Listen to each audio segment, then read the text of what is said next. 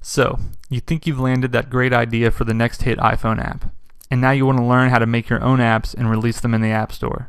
So where do you start? To start learning, the only thing you need to buy, if you don't already have one, is an Apple computer running one of Apple's latest operating systems. That's any Mac with Apple's OS 10.6 or better. You don't need to pay extra for anything super powerful, and any computer that Apple currently sells, as well as most Macs up to a few years old, will work fine. There are also a couple things you don't need. To start learning app development, believe it or not, you actually don't need an iPhone, iPod Touch, or an iPad.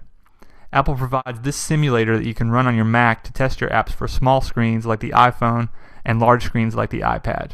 You also don't need to pay Apple $99 for one of their developer accounts. You can download the simulator I just showed you and all the other tools you need for development for free. A paid developer account, along with one of Apple's iDevices like an iPhone, iPad, or iPod Touch, are two things that you will need later when you want to put your apps in the App Store or if you want to try them out on an actual device. But they are definitely not necessary to learn how to create apps. If you want to learn how to make your own apps with the App Dojo lessons, you also don't need any programming experience.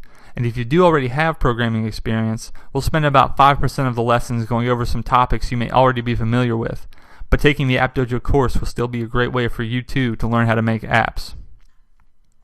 If you've already got your Mac and you're ready to get started, check out the next lesson where I'll show you how to download all the tools you need to start creating your own apps, and I'll walk you through creating your very first iPhone app.